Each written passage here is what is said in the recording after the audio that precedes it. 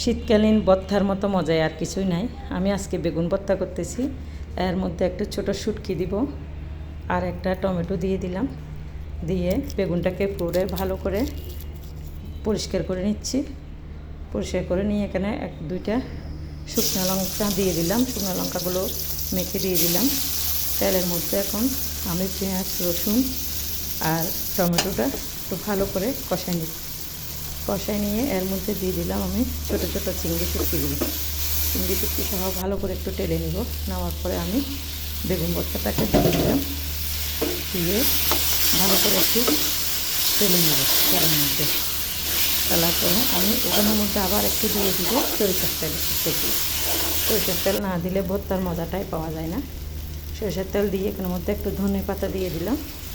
ধনে পাতা দিয়ে আর একটু ভালো করে শুকনো করে কষাই নিলাম। দেখেন ভর্তার মজাটাই আলাদা।